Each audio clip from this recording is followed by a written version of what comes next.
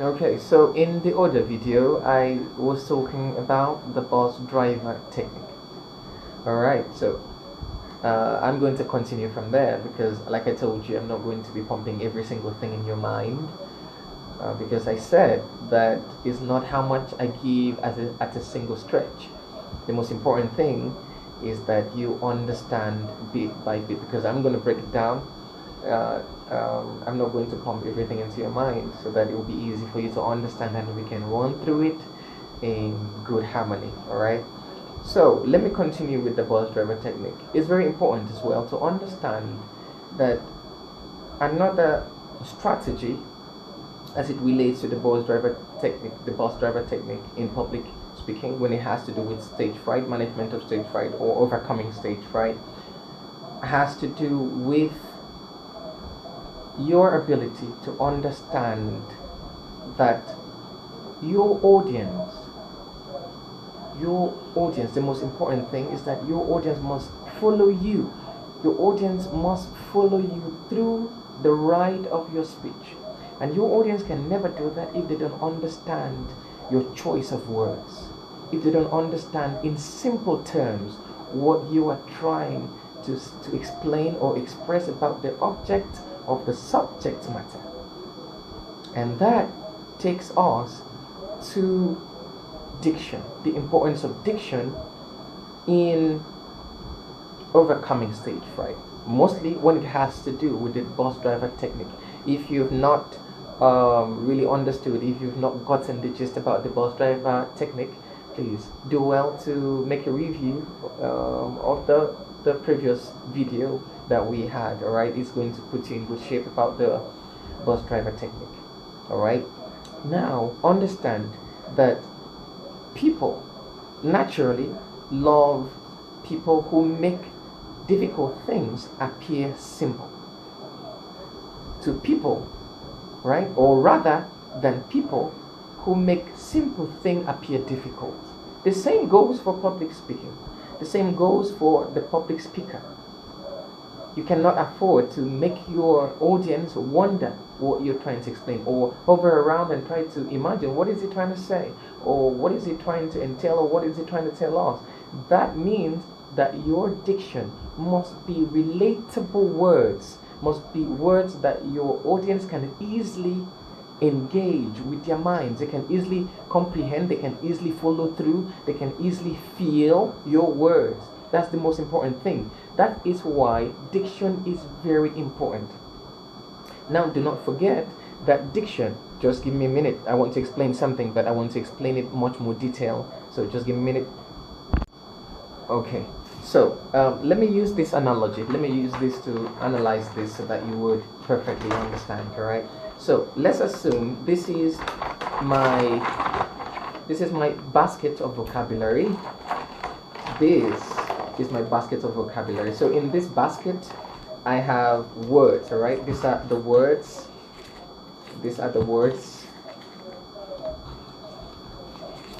Okay. So let's assume I've got 6 words. No, yeah, 6 words right now. Let's assume this word. This is a word. This is swashbuckling. Then this is resplendent. So this is enigmatic. This is stooge. This is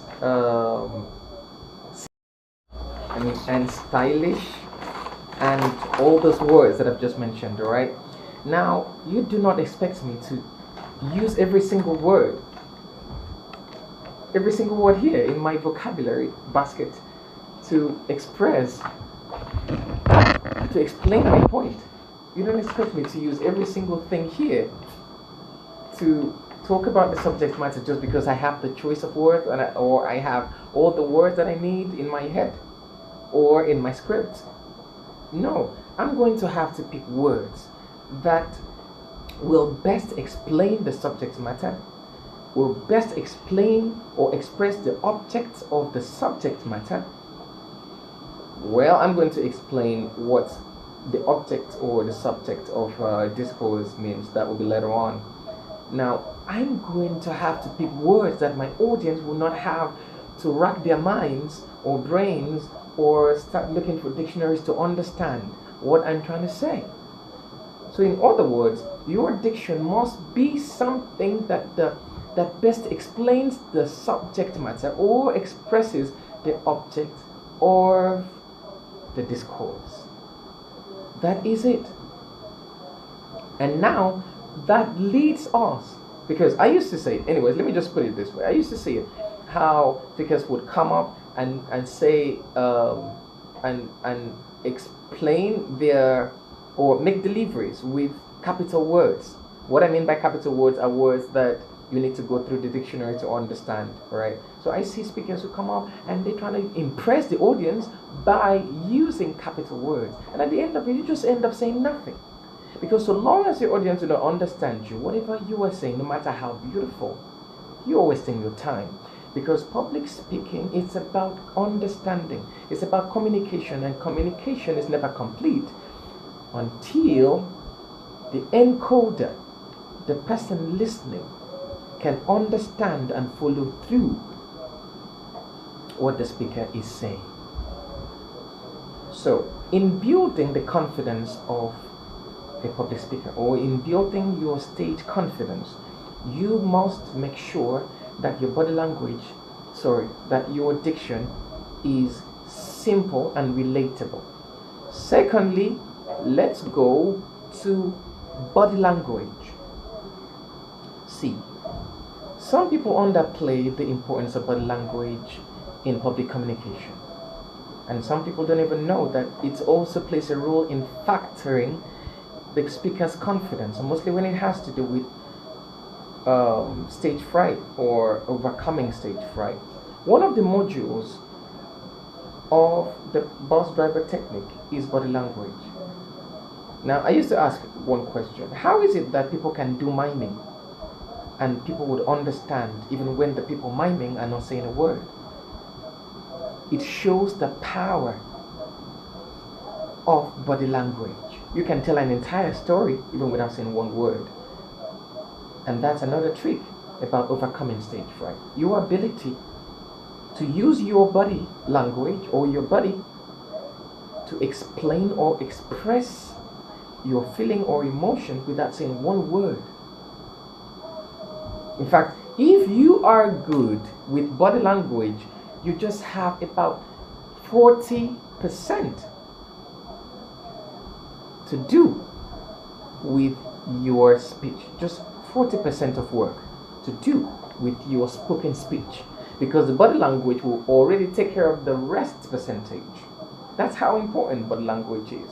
So in overcoming stage fright, and mostly when it has to do with the bus driver technique,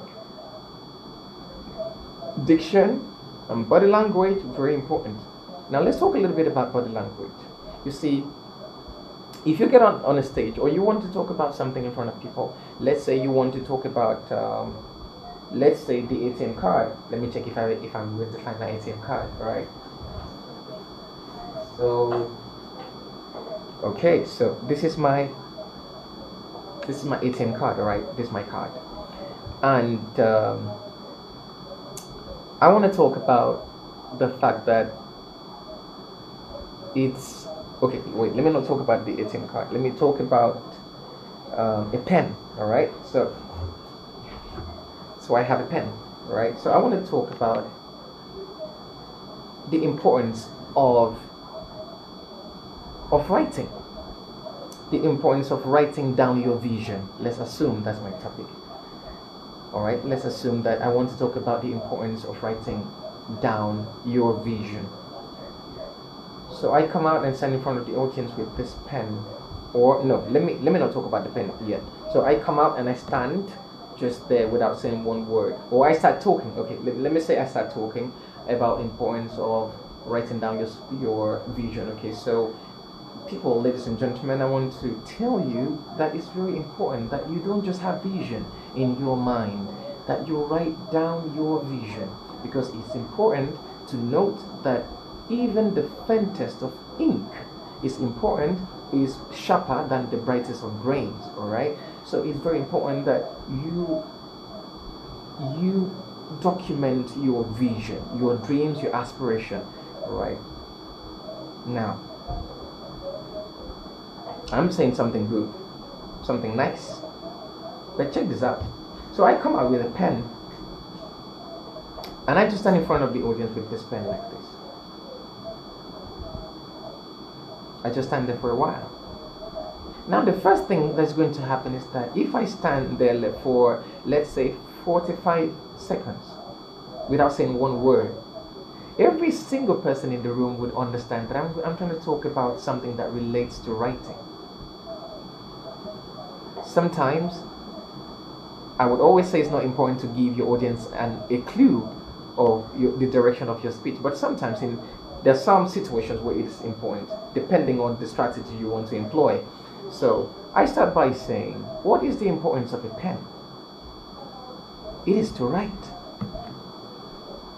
So the pen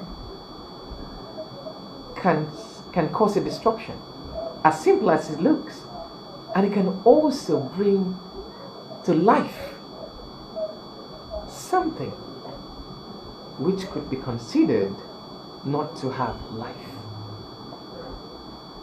The pen is a show of an artistry, because every creation begins with a tool, and the pen in the hand of a writer is a great tool that can be used to change, make, unmake, bring to life, destroy, set on fire, and build. etc. Now it is very important to understand that the role of the pen is beyond just writing. Some of us, we have visions, but the visions are only in our minds. And we have to understand that it's important that, notwithstanding that our visions are in our minds and must not be said to the world most times, but they must be written down. Write down the vision and run with it. There's an old saying that says that.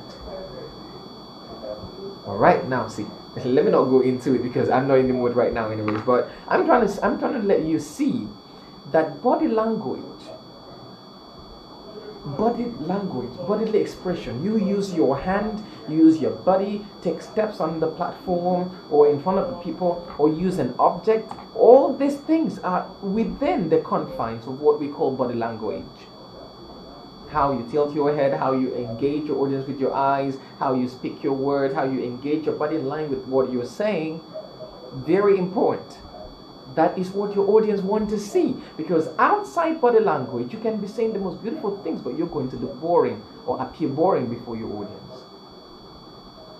Okay, so today I want you to go with this: diction, which means choice of words, body language, good vocabulary, and expression. Very important. So you box all these four together. The bus driver technique, you are controlling every single thing in the room. You're controlling your audience, you're controlling the mood, you're controlling the mood, you're controlling the feeling, you're controlling the atmosphere in your room. Every single reception, every expression, however the atmosphere in the room is dependent on the speaker. You've got to know that.